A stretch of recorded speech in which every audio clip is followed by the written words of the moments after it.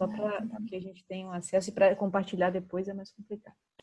Bom, então, gente, vamos nessa. Boa tarde. Deixa eu colocar assim. Iris, muito obrigada por ter aceitado participar aqui do nosso webinário da limnologia. A gente está super empolgado com essa apresentação, porque a gente somos uns limnólogos, assim, talvez a maioria aqui são dos limnólogos que conhecemos pouco da sua área, então muito obrigada aí por se aventurar, e gostaria de agradecer também a presença orientadora, né, que está presente. Se possível, se apresenta um pouco, fala qual é o seu programa de pós-graduação, o que você tem feito, e depois manda bala. Tá bom? Tá bom. Obrigada. Primeiramente, eu agradeço a oportunidade, o convite da Sorana, de vocês do Laboratório de Limnologia da UFRJ. Então, eu sou nutricionista formada na Universidade Federal de Juiz de Fora. Atualmente sou mestranda no curso de Biodiversidade e Conservação de Natureza, também na UFJF. E aí é isso. Eu vou colocar aqui a apresentação do trabalho. Só um minutinho.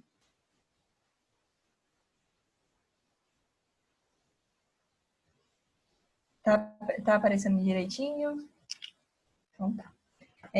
Como eu já me apresentei, o que eu vou apresentar hoje para vocês é minha monografia. Ela é intitulada como a composição e características sensoriais da cenoura, decorrente de 3 sistemas de produção e sobre diferentes modos de preparo, sob orientação da professora doutora Céfra Maria Sabarense. Ela é professora e coordenadora do curso de nutrição da Universidade Federal de Juiz de Fora. E, de acordo com os tópicos que a gente foi pensando sobre o desenvolvimento do trabalho, é porque o alimento é o instrumento de profissão do nutricionista. É a partir disso que a gente usa para fazer as prescrições dietéticas, a gente utiliza o alimento nas unidades de alimentação coletiva, e para falar de alimento a gente precisa falar de sistema de produção. E com isso a gente vive no país que é campeão mundial no uso de pesticidas e na agricultura. E também no nosso atual governo, a gente já perdeu a mensuração de quantos agrotóxicos foram liberados. Entre eles, a gente tem agrotóxicos genéricos, a gente tem novos princípios ativos proibidos em vários países e chegando a mais de 500 tipos de agrotóxicos, né? Então, assim, é uma questão que a gente realmente precisa falar e comentar. E eu acho que é uma questão muito multidisciplinar. Várias áreas, assim, do conhecimento a gente pode se unir para falar sobre isso.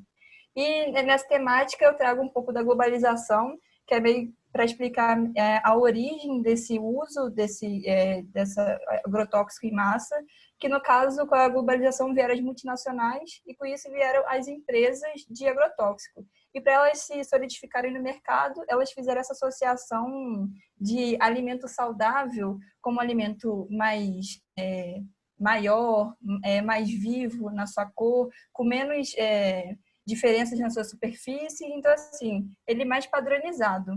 E vira uma questão meio sociocultural, as pessoas vão no mercado e selecionam sempre esses alimentos que têm essa aparência mais bonita. E muitas vezes isso a gente não quer dizer com seu valor nutricional.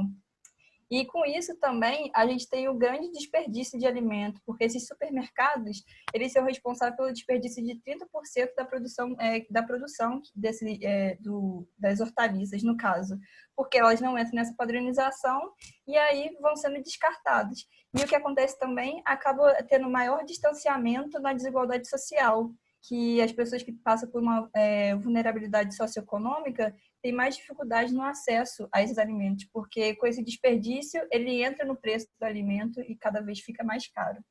E aí, com isso também, eu trouxe aqui para falar um pouco sobre a diferença entre os alimentos orgânicos e convencionais. Os alimentos orgânicos, eles não utilizam compostos químicos na sua produção. Então, com isso, ele também é preservado o ciclo natural do alimento. Ele é produzido na sua safra e, dessa forma, faz com que ele absorva mais os nutrientes do solo e faz com que também ele tenha maior aporte nutricional. E também mantenha as características organolépticas, que no caso são sabor, textura, aroma e paladar. Então, assim, são alimentos mais vivos, mais ricos e não tem menos risco de ter danos à saúde. A gente não fala que o alimento orgânico ele não tem uma contaminação, porque hoje a gente tem a pulverização dos agrotóxicos, a gente tem agrotóxico através da água. Então, a gente, assim, minimiza isso na sua forma de produção. Já os alimentos convencionais é com o uso de agrotóxicos, e neles a gente tem os pesticidas, fertilizantes, e muitas vezes eles acabam atribuindo pior valor nutricional pelo fato de ele não ser produzido na sua safra, então tem a necessidade de ter maior conteúdo de elementos químicos e muitas vezes tóxicos, e acabam influenciando na qualidade do alimento. E aí um dado que eu acho muito interessante trazer é que, segundo alguns autores, a gente já tem identificado 30 mil espécies de vegetais que tem alguma parte de alimento comestível, que tem alguma parte comestível. E dentre dessas, 7 mil espécies já foram consumidas e plantadas. Mas 90% da produção de alimentos detém apenas de 20 tipos de hortaliças. Então, ou seja, a problemática está nessa falta de variabilidade. A gente quer, na verdade, todo mundo, consumir tomate o ano inteiro, morango o ano inteiro, e nem sempre ele está propício no tempo e nas características que ele precisa para ser produzido. Isso a gente vê nas alterações do preço, por exemplo, aqui, eu moro em Juiz de Fora. Há um mês, o preço do tomate ele se encontrava de R$ 6 a R$ 7 o quilo.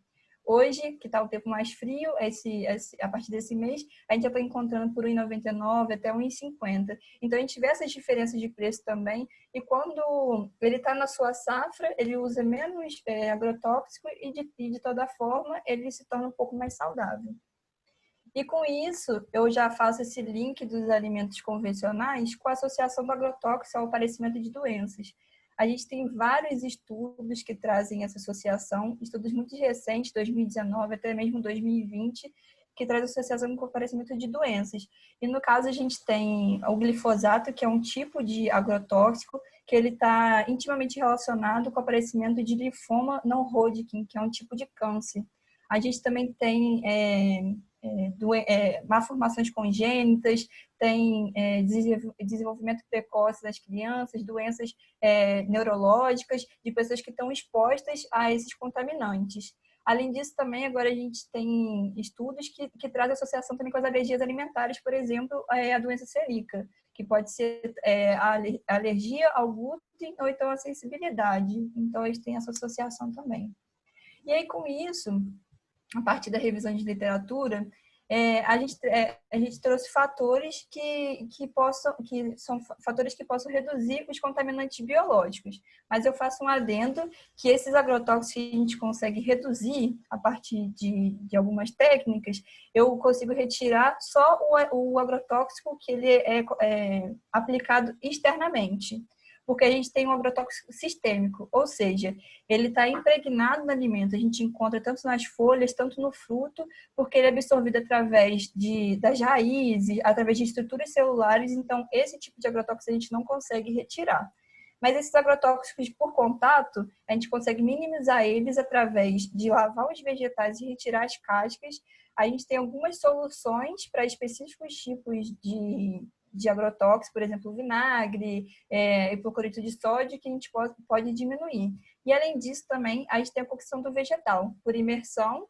Então, a gente utiliza a água para cozinhar o alimento e o descarte desse ajuda a eliminar parte dos contaminantes. Mas o adendo que eu faço é que nessa retirada de cascas e o descarte dessa água, a gente também perde valores nutricionais, porque a gente também tem nutrientes presentes nas cascas e na água. Então, a gente tem que... É uma via de mão dupla que a gente encontra, né? E com isso, eu venho trazer também o porquê da cenoura.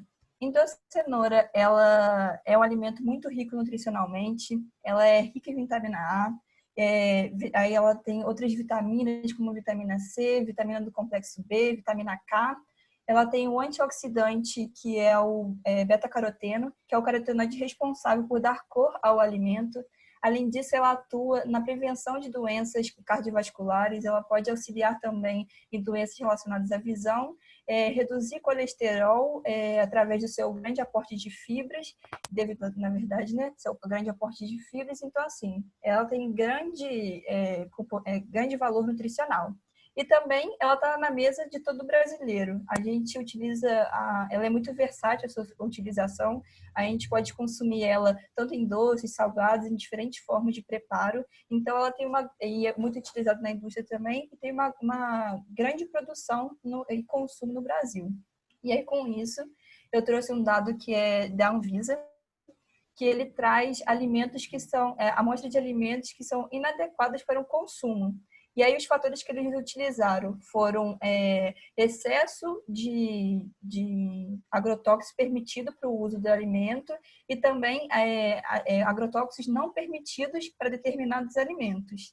E nesse ranking, a cenoura encontra-se no quinto lugar de amostras inadequadas, chegando a praticamente 50%, que é uma amostra inadequada. Então, assim, uma questão que a gente está consumindo esses alimentos e a gente precisa discutir sobre, né? E a partir da revisão bibliográfica, a gente foi pesquisar quais fatores que mais determinavam características sensoriais e composição química dos alimentos. E dentre esses, a gente encontrou os modos de cocção que interferem nisso e também os sistemas de produção. Com isso, foi o objetivo do trabalho, que o objetivo é avaliar os efeitos de 3 modos de produção e diferentes modos de preparo sobre a composição química e características sensoriais de cenouras. E aí, com material e métodos, a gente fez a aquisição das cenouras desses 3 diferentes sistemas de produção. O primeiro foi do sistema orgânico, foram adquiridas as cenouras em uma feira orgânica daqui de Juiz de Fora e certificada com selo orgânico. A cenoura convencional, a aquisição foi feita num supermercado do centro aqui da cidade e o outro sistema é um sistema sem adequação a esses sistemas. A gente denominou como sistema intermediário, porque ele não usa os insumos químicos do sistema convencional, os agrotóxicos, mas eles utilizam o sódio, o fósforo e o potássio, conhecido como NPK, para correção do solo. Então, a gente denominou assim. A aquisição dessas cenouras foram feitas através de um produtor de uma cidade próxima aqui de Juiz de Fora, que chama Goianá. E aí ele participa de um assentamento e produz a alimentação dessa forma. Os modos de preparo utilizados foram cenouras cruas, assadas, cozidas em águas por ebulição e cozidas a vapor. Eu vou explicar um pouquinho mais nos slides à frente. E também a gente utilizou para o desenvolvimento desse trabalho análises sensoriais. Como a análise sensorial foi utilizada humanos para a gente poder fazer o trabalho, a gente submeteu o trabalho no Comitê de Ética da Universidade Federal de Juiz de Fora e teve parecer favorável de acordo com esse registro que está aqui. Além disso, a gente realizou análises químicas para determinar o conteúdo de resíduo mineral fixo, umidade e proteína das amostras. E as análises dos dados foram feitas por análise estatística considerando ANOVA e teste Tuck. Tá? E aqui é uma forma para ilustrar, a gente colocou... Só vou baixar isso aqui. Primeiramente, a gente higienizou os alimentos com escova em água corrente para retirar as sujidades visíveis. Depois deixou de molho na água com hipoclorito de sódio no intuito de sanitizar o alimento. Posteriormente, a gente fez o descasque e tirou as impurezas do alimento. E a gente fez esse corte que foi utilizado para análise sensorial, padronizando em tamanho e corte para todas as amostras. Aqui é o exemplo de como foi realizado a preparação das amostras, sendo cruas, cozido por ebulição, a vapor e assada. Todas elas foram submetidas a um padrão de binômio tempo-temperatura, para poder usar a amostra e ter o resultado para todos, né? Aqui eu trouxe para ilustrar como que foi feita a análise sensorial. Nessa análise sensorial, a gente teve, assim que a gente ofereceu as amostras, a gente convidou, na verdade, assim, nesse ano, a gente convidou provadores não treinados para participar. Eles eram tanto alunos da nutrição e convidados de fora da faculdade. E quando eles chegavam, eles eram orientados a como que seria, recebiam essa amostra, que era, no caso, aqui é um modo de preparo com os 3 sistemas de produção. Essas amostras elas eram codificadas por números aleatórios para que o sistema de produção não interferisse na avaliação deles de acordo com as características que a gente estava querendo avaliar. E eles receberam o termo de consentimento livre e esclarecido para eles assinarem e lerem sobre as características do trabalho. E aqui é um modelo de como foi a ficha de análise sensorial. Primeiramente, aqui a gente descrevia como que era o trabalho, e aí eles teriam que avaliar as características de aparência e cor, textura e sabor, de acordo com o grau de preferência, de 1 a 5, sendo 5 a maior pontuação de preferência e 1 a menor pontuação. Eles avaliavam aqui. E nessa parte de baixo, a gente deixou para eles anotarem características, algum comentário que eles tivessem interesse de deixar. E aí, com isso, né, no resultado e discussão, eu trago primeiro que são 2 índices que são muito utilizados na nutrição. São utilizados principalmente nos restaurantes de alimentação coletiva, que é o fator de cocção e o fator de correção. Primeiramente aqui, vou falar sobre o fator de correção. Ele é a relação entre o peso bruto do alimento e o peso líquido. O peso líquido ele consiste no alimento após a retirada das cascas e das partes não comestíveis. E a partir disso a gente a gente consegue ter esse fator de correção. Ele é utilizado para avaliar a qualidade da matéria-prima e também o rendimento do alimento. Então, aqui a gente pode observar que não teve tanta diferença entre as cenouras intermediárias e convencionais nesse fator de correção, embora a convencional tenha tido um valor abaixo dos outros 2 sistemas. Isso porque, como eu disse antes, o agrotóxico ele traz essa padronização e a própria seleção dos supermercados já faz com que a gente não receba não tenha contato com esses alimentos que tenha algumas danificações na sua parte estrutural. E já no fator de cocção, ele é a relação entre o peso líquido do alimento cru com o peso do alimento depois de cozido.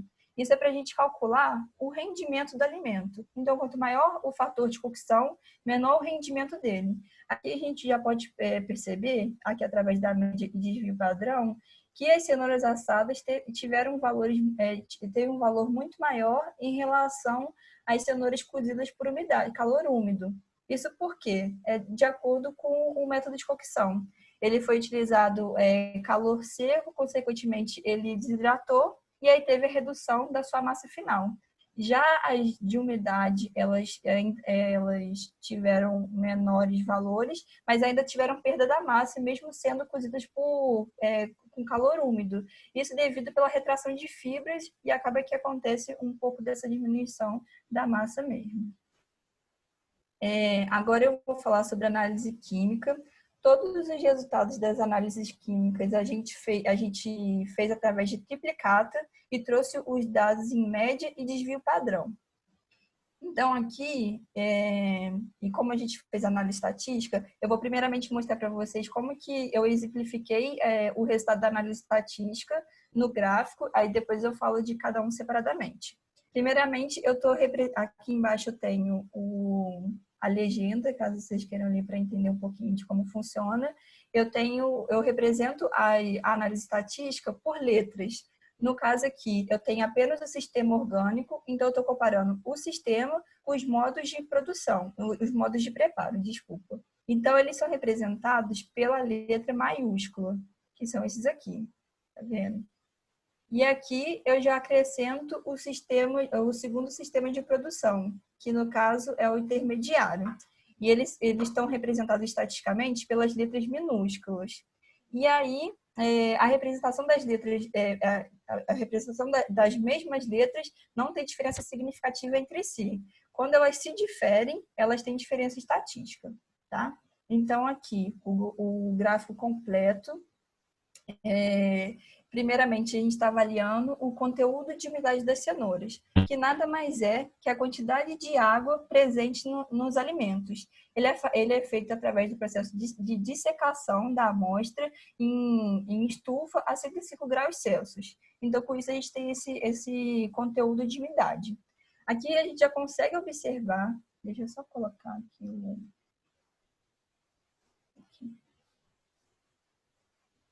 Não, tá bom. Aqui a gente consegue observar, primeiramente, que as cenouras assadas, elas tiveram menor conteúdo de umidade quando comparados a todos os outros modos de preparo. E tendo diferença estatística, porque aqui, ó, eles estão diferentes em todos os outros modos de preparo. Isso é devido pelo fato do calor do processo de cocção ser por calor seco e de hidratação. Então, aí já tem essa perda de umidade. Aqui a gente percebe que as cenouras cozidas por calor úmido, elas tiveram maiores valores, tendo a cozida por ebulição com valores maiores. Isso porque pela superfície de contato, ela teve maior contato com a água, então teve essa absorção e menor perda na umidade, então ela tem valores maiores. Aqui a gente consegue perceber em relação aos sistemas de produção, em cada modo de preparo, que eles teve um padrão de significância, sendo eles as cenouras orgânicas, que são essas representadas em vermelho, tendo valor de umidade maior. E já as cenouras convencionais, representadas por azul, elas teve valores menores em todos os modos de preparo. Isso a gente conseguiu fazer uma associação devido ao fato de que tanto as cenouras do sistema orgânico e do intermediário, a gente conseguiu fazer a aquisição delas imediatamente após a colheita, pelo contato que a gente teve com o produtor. Mas já as cenouras convencionais, a gente fez a aquisição no supermercado. Então, mesmo que eu adquiri no dia que era de hortaliças frescas aqui na minha cidade, mas a gente não consegue mensurar o tempo de colheita e como também foi esse transporte. E através da revisão de literatura, a gente consegue trazer que o transporte, o tempo de colheita, o manuseio excessivo por consumidores e também o empilhamento da matéria que a gente da cenoura no caso, ela pode ter uma perda nutricional e também a perda de umidade. Então esse é um fator que a gente pode associar o fato das cenouras convencionais ter um valor de umidade, um conteúdo de umidade menor. Então, aí trocando, eu vou falar um pouco sobre as proteínas. O conteúdo de proteína, ele foi feito através do processo de digestão e destilação das amostras e a gente teve os dados de nitrogênio. A partir disso, a gente pegou a massa de nitrogênio e converteu em proteína. Então, foi esse o processo que a gente utilizou. Aqui a gente consegue perceber que nas cenouras assadas, em todos os sistemas de produção, nós tivemos um maior conteúdo de proteínas. Aqui elas estão sendo expressas, esse conteúdo, em 100 gramas de cenouras, tá? Então, a gente teve um maior conteúdo. Isso porque, também pelo modo de cocção, por ser por calor seco, desidratação e, de toda forma, utilizar a amostra integral do alimento. Aqui a gente pode perceber que nas cenouras cozidas por ebulição, elas tiveram valores menores no conteúdo de proteína. Isso pode ser associado pelo modo de produção, ter sido por imersão e perda de nutrientes por lixiviação da água, dissolução e lixiviação. E aqui a gente percebe que a gente seguiu também um padrão que as cenouras orgânicas, no modo de preparo cru, nas cenouras cozidas por ebulição e assadas, as cenouras orgânicas tiveram maior teor de proteína. Isso pode ser pela captação do adubo orgânico utilizado na produção, que é a captação do nitrogênio, e aí esse nitrogênio acaba sendo convertido em proteína. Então, esse pode ser um fator que aumenta o valor proteico da cenoura. Mas aqui a gente percebe que não teve diferença estatística em nenhuma das análises, nem comparando o sistema de produção, nem modo de preparo. Aqui a gente tem o resíduo mineral fixo, que também é conhecido como teor de cinzas. Ele é obtido a partir da incineração da amostra e ele traz as substâncias inorgânicas da amostra estudada. Então, a partir disso, a gente tem aqui as cenouras assadas também, tendo um maior valor de resíduo mineral fixo, maior conteúdo. Isso porque é a mesma lógica da proteína, pelo fato de ter sido concentrado pelo seu modo de preparo e ter desidratado. Aqui a gente encontra menores valores nas cenouras cozidas por ebulição, por essa perda de lixiviação também. E aqui, comparando os sistemas, na cenoura crua, comparando os sistemas de produção, a gente não teve diferença estatística, tá vendo? Aqui nas cenouras cozidas por ebulição, a cenoura orgânica, ela teve diferença estatística quando comparada aos outros dois sistemas. Perdão, não teve diferença estatística, teve diferença estatística comparando a cenoura cozida e a vapor. E aqui as assadas, as cenouras orgânicas tiveram valores maiores e com diferença estatística quando comparado aos outros modos de produção. E agora eu inicio a parte das análises de dados, da análise sensorial. E com isso a gente traz o sabor. Essa escala está de 1 a 5 e é pelo grau de preferência dos provadores. Aqui a gente consegue perceber, comparando ao sistema de produção, as cenouras orgânicas não tiveram diferença estatística quando comparadas aos modos de produção. As cenouras intermediárias, elas tiveram diferença estatística apenas das cenouras cozidas em ebulição, quando comparada às cenouras cruas. Já as cenouras convencionais, elas tiveram diferença estatística da cenoura crua, quando comparada aos três outros modos de preparo, que no caso cozida, vapor e assada. E aqui a gente consegue perceber que na cenoura orgânica, no modo de produção da cenoura crua, a cenoura convencional teve um valor bem inferior. Já nela cozida por ebulição, ela teve um maior grau de preferência quando comparada aos outros dois sistemas. Esse fato que a gente pode associar é que, quando a gente olhou as fichas de análise sensoriais, tiveram alguns comentários trazendo sabor amargo, ruim e forte das cenouras convencionais. E aqui a gente consegue ver que talvez o componente que trouxe esse amargor da cenoura, quando consumida crua, ele pode ter sido dissolvido, ter tido a dissolução dele quando cozido a vapor. Então, pode ter sido amenizado isso e, por isso, pode ter ocasionado um melhor grau de preferência. Então, essa é uma hipótese que a gente associou. Em relação às texturas, a gente também não teve tanta diferença, mas quando comparado os sistemas de produção, o sistema de produção orgânico, não teve diferença estatística em nenhum dos 4 modos de preparo. Já o sistema intermediário também não. Já o sistema convencional, eu tive diferença estatística nos dois. Um minutinho, desculpa. Eu tive diferença estatística das cenouras cruas quando comparadas aos outros 3 modos de preparo, que no caso são esses 3, ela tendo valor menor. Depois eu tenho a análise de cor e aparência das amostras. Aqui a gente pode perceber uma tendência de padrão também das cenouras convencionais terem valores maiores em todos os modos de preparo, tá vendo? Quando comparados o sistema de produção individualmente, as cenouras orgânicas tiveram diferença apenas na cenoura crua, quando comparada a vapor.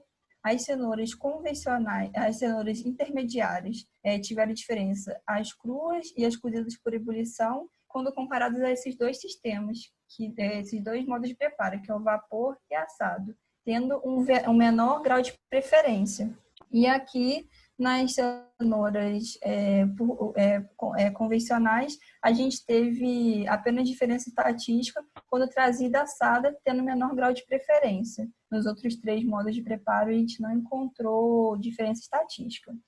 E a partir da revisão de literatura, a gente conseguiu, através de uma tese de doutorado, ela trouxe que a perda de umidade da cenoura, que ela também fez trabalho com cenoura, a perda de umidade, ela aumenta a biodisponibilidade do carotenoide, que é o elemento responsável por dar cor à cenoura.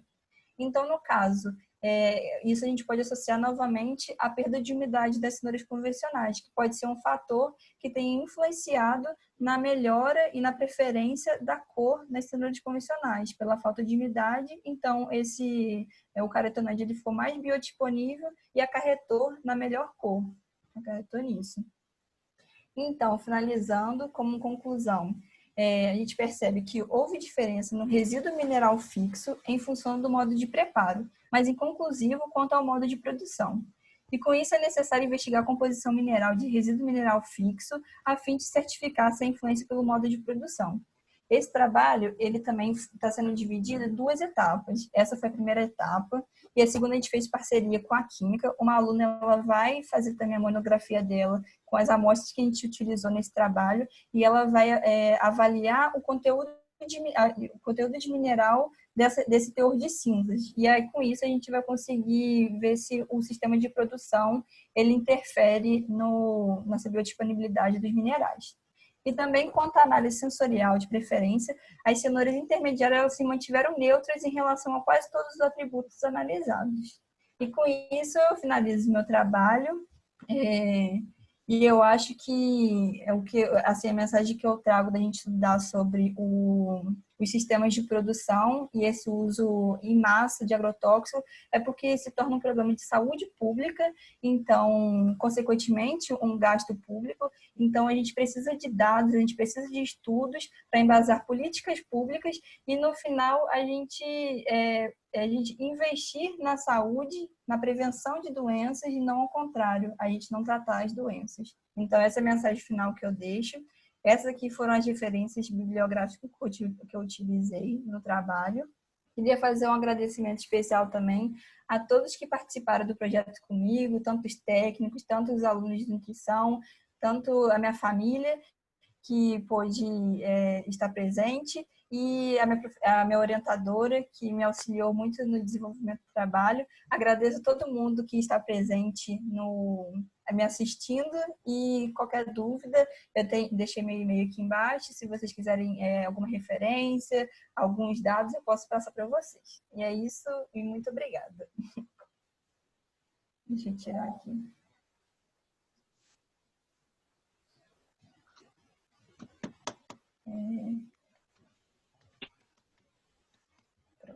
Pronto.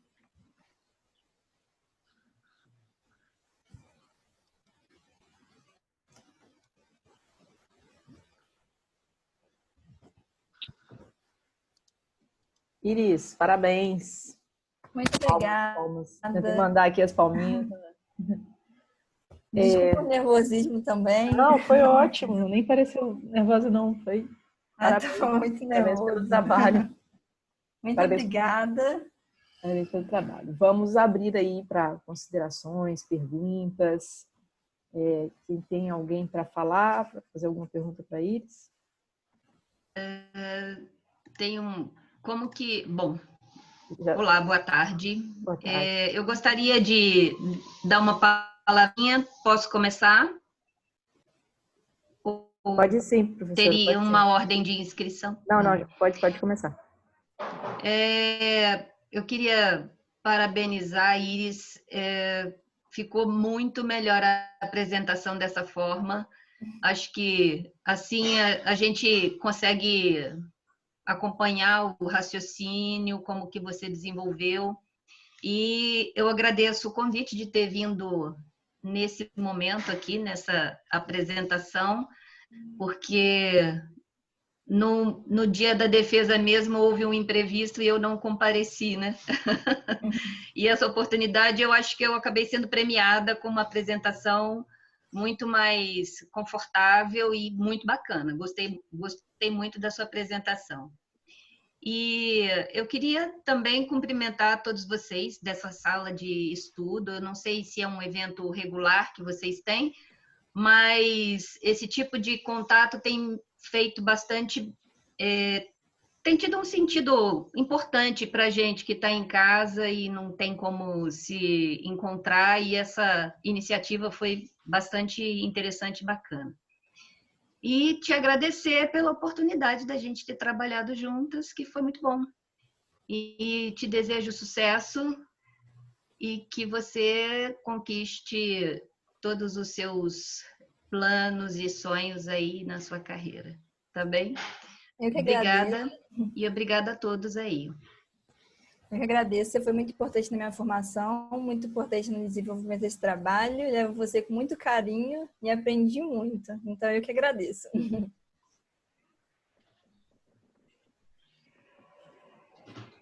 Se alguém tiver alguma pergunta. Vamos ver. Sorana, que queria perguntar. A Sorana já tem uma pergunta pronta, é ela que vai guiar aí o restante da...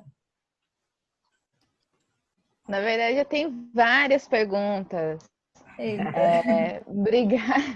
Obrigada, Iris, por esse momento, estar aprendendo um pouco mais. E, além de aprender, né, traz aquele sentimento de valorização de como eu me cuido, como eu me alimento, como eu posso contribuir e, de uma certa forma, você escolher o que você come é um ato político também, né? Como você traz no final da sua apresentação. E é muito bom isso, porque passa, às vezes, no dia a dia, né? Tudo batido. Como isso, como aquilo, né?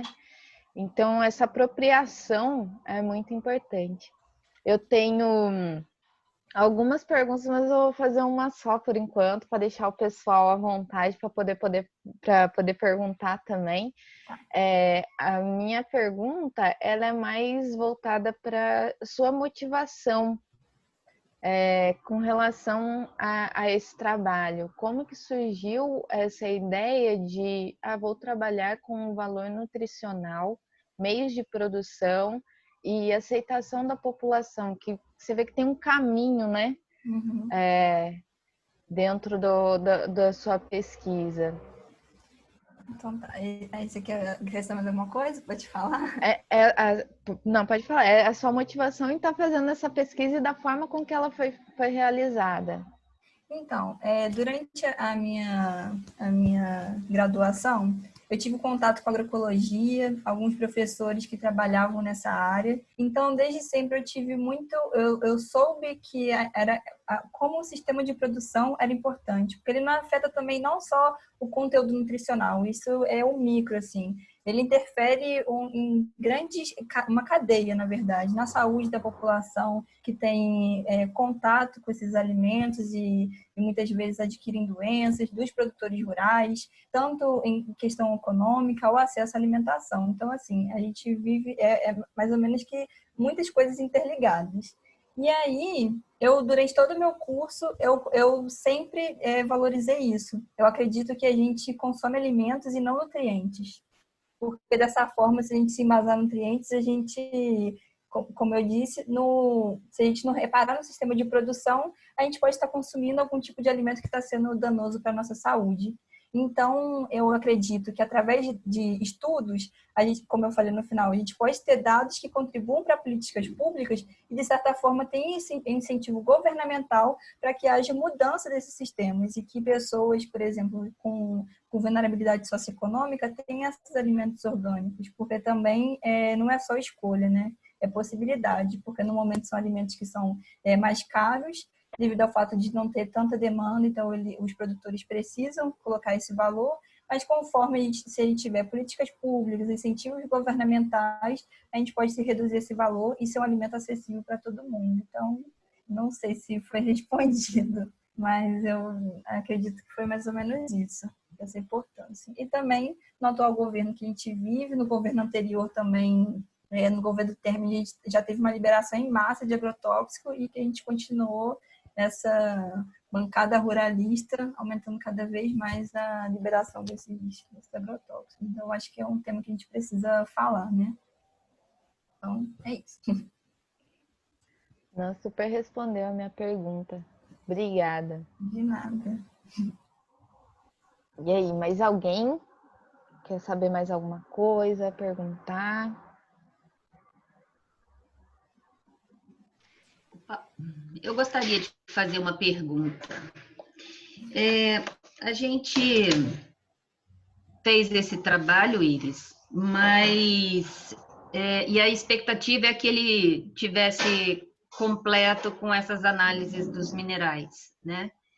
E o que esse trabalho te inspirou para seguir a carreira que você acabou escolhendo, que é fazer pós-graduação nesta área? Isso teve uma influência ou foi o conjunto da obra, né, durante a sua graduação? E qual que é a sua expectativa desse início, né, que ele está te dando?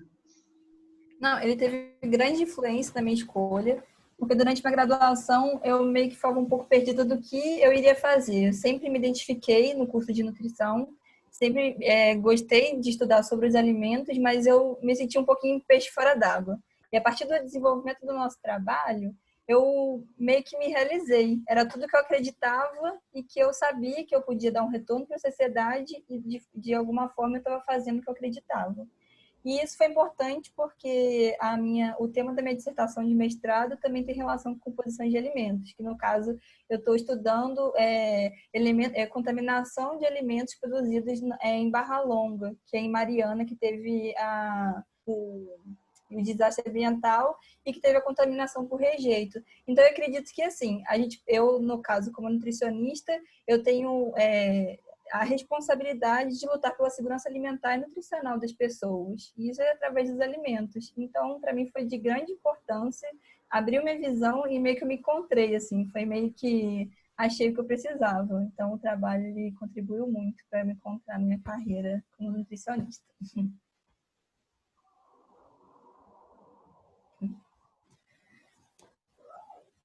Que linda! Essa era a minha segunda pergunta. Era? É. Transmissão de pensamento. A gente tem uma pergunta aqui no chat, que é da Amanda. Tem muita gente que acredita que precisamos dos agrotóxicos para alimentar toda a população.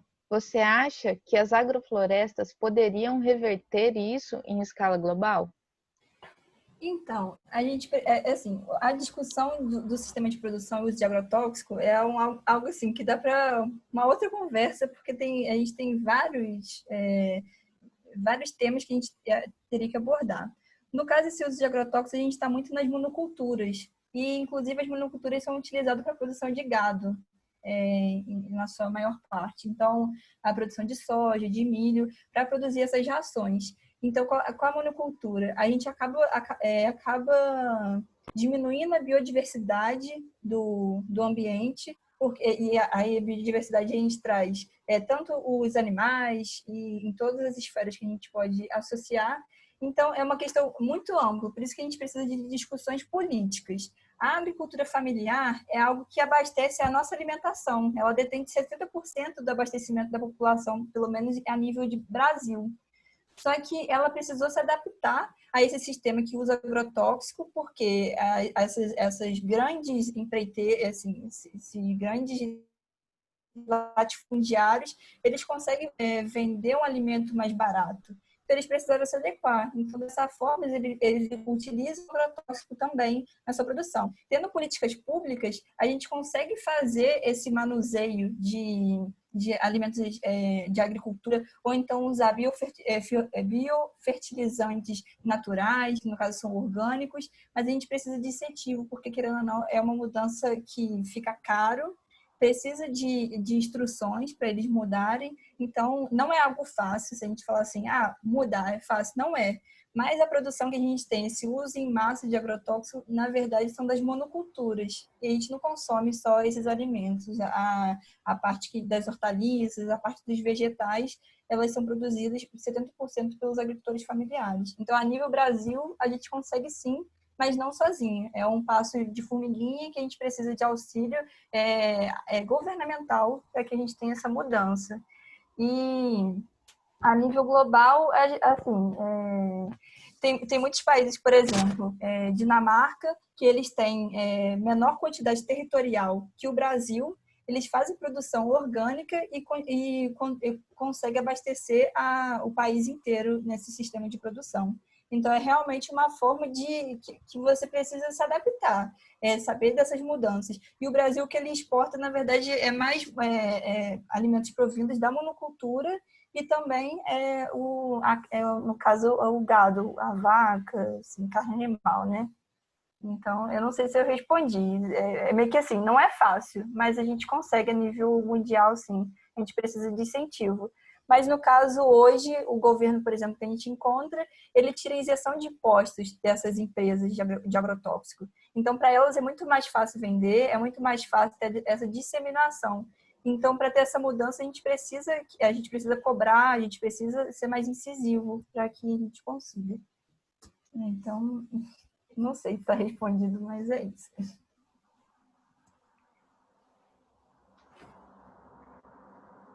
Muito bom.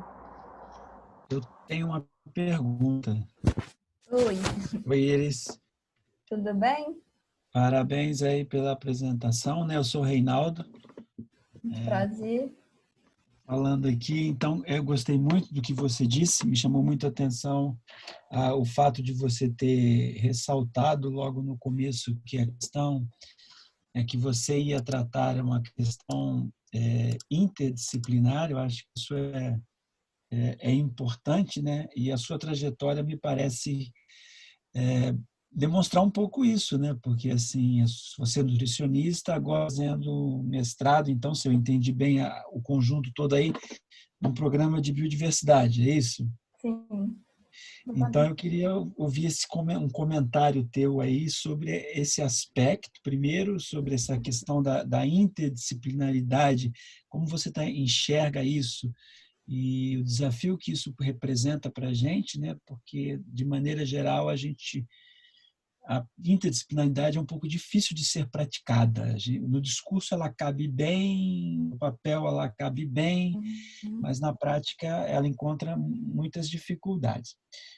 E também um comentáriozinho teu do papel, talvez um pouco ligado aí à pergunta anterior, de haver alimento suficiente. Eu queria, para alimentar a população, a questão que você comentasse um pouco sobre o desperdício nessa história toda, como é que isso tem um papel importante também, né? O desperdício do alimento, porque a gente acha que nunca vai dar e a gente desperdiça, né?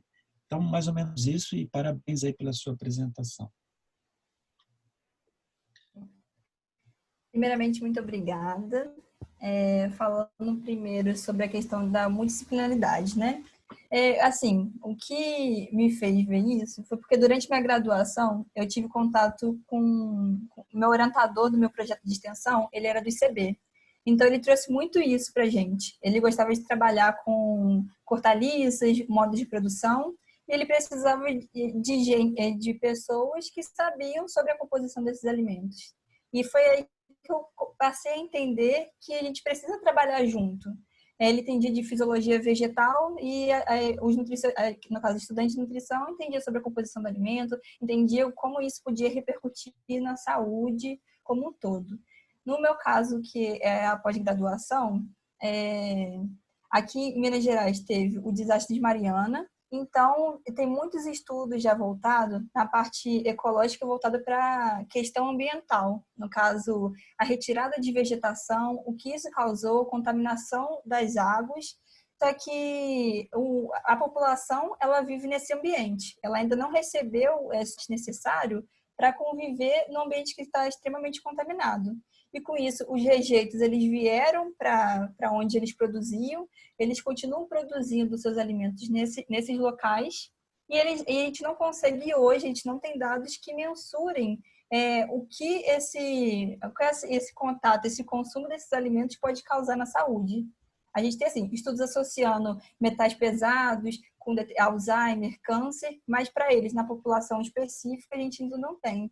Então, visto isso, eu senti a necessidade da gente estudar a forma que eles estão produzindo. E aí a gente está até desenvolvendo o trabalho e a gente já percebe que esse uso que o rejeito, ele interfere no desenvolvimento do alimento. Agora a gente vai avaliar a parte nutricional. A gente teve que parar por conta da pandemia, mas depois a gente vai fazer as análises. Então, assim, é um desafio muito grande, porque eu estou numa área totalmente diferente, preciso me reinventar, estudar bastante, porque muita coisa não é do meu domínio.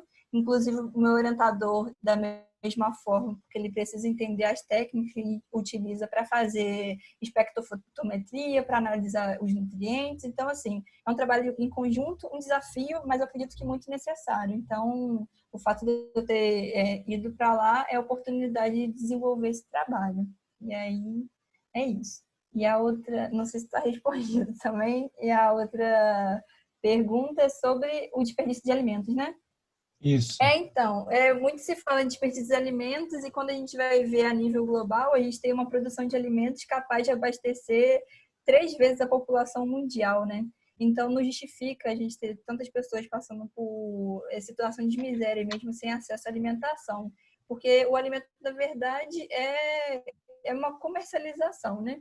E é como eu disse logo no início do trabalho, esses supermercados, eles fazem esse descarte de alimentos que não estão padronizados, porque eles não vão ser consumidos. A população ela tem essa cultura de fazer aquisição de alimentos que são padronizados, sem alguma deformidade, e eles descartam, não fazem doação, não vendem mais barato. Então, a gente tem esse grande problema, que é esse descarte de alimentos, esse desperdício. E, além disso, também, o que é bacana da alimentação orgânica é que você pode fazer o reaproveitamento integral dos alimentos. Você pode usar todas as partes, você pode usar as cascas, porque você não tem contaminação. E, de certa forma, você otimiza a sua alimentação. Por exemplo, em casa, você consegue aumentar a sua refeição porque você não teve o descarte do alimento. Como eu mostrei no fator de correção. O fator de correção a gente retira e tem uma perda, né? Então, é isso.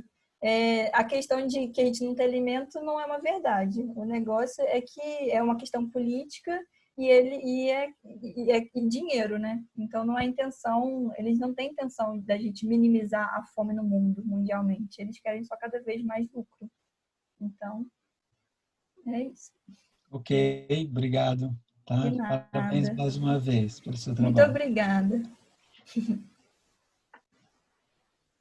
Mais alguém com alguma pergunta? Deixa eu ver aqui no comentário. Acho que não, né?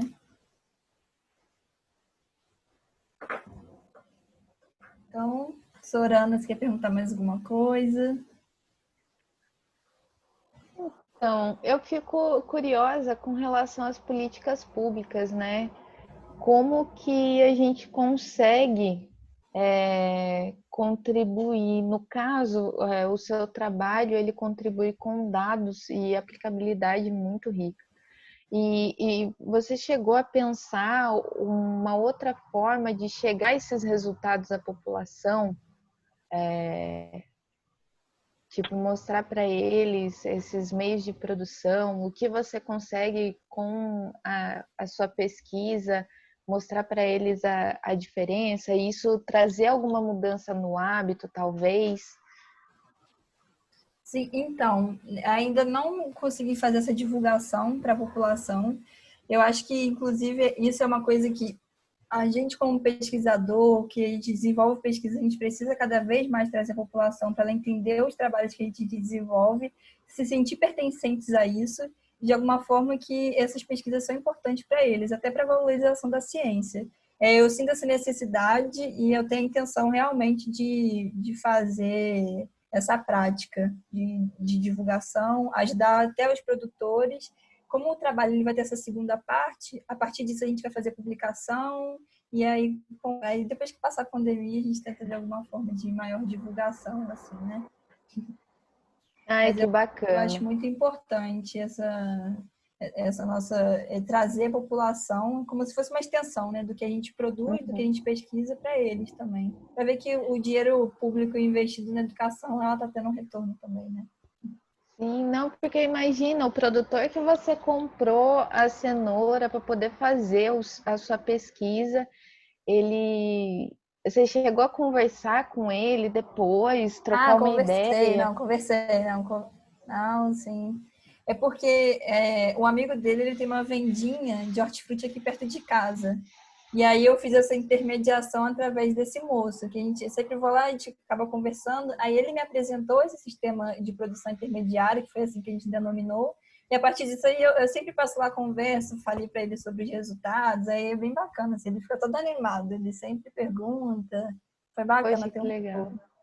E também do produtor orgânico também, a gente trocou contato no WhatsApp, e depois eu passei para ele o resultado da pesquisa. Eles ficam muito engajados, porque querendo ou não, é difícil eles alcançarem um público e terem um espaço, né? Então, ver que tem pessoas que estão tentando lutar por isso, para eles é, de certa forma, assim, bom, né? É uma motivação, né, para os motivação, dois lados, né? Para eles e para a gente de ver essa aplicabilidade. Deixa eu ver, tem parabenizações no chat. Sim. Muito obrigada. Muito obrigada pelas parabenizações, muito feliz. Mas alguém tem alguma pergunta para fazer? E se não tiver, a gente pode encerrar. Se você quiser falar mais alguma coisinha, Iris. Não, eu acho que eu falei tudo que eu precisava, agora eu estou até um pouco mais tranquila. Queria agradecer novamente a presença de todos que me escutaram, o seu convite, a oportunidade do laboratório. Então, eu fico muito feliz e vou continuar acompanhando o trabalho de vocês. E é isso. Muito obrigada. Muito obrigada. Obrigada, Sorana. Obrigada, Iris, pela participação, por tudo que foi apresentado, a disponibilidade, que estamos todos em casa, mas todos trabalhando, né? A todo momento fazendo, produzindo aí. E espero que todos fiquem bem e a gente se vê na próxima. Aí dá para ligar as câmeras. Vamos tirar a fotinho. Tem propaganda da Clarice. Tem propaganda, gente. Hoje ficou encavalado com o seminário também, o webinário, né? Mas hoje tem bate-papo liminológico com a professora Aline Pires. Vai ser bom para dar umas risadas, pelo menos, para dar uma descontraída.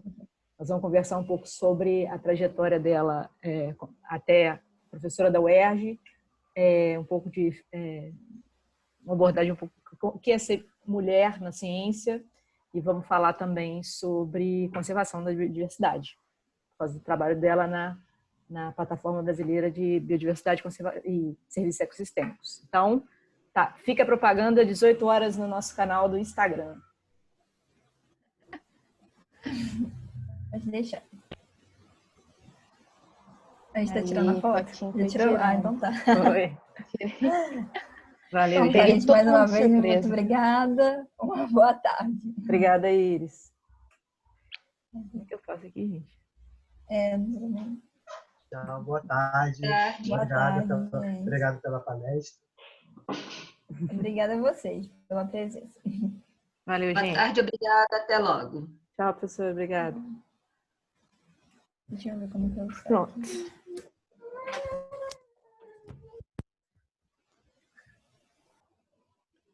É mais fácil de botar em End Meeting for All, aí pronto, né? Não tem essa coisa, como é que eu faço? End Meeting for All.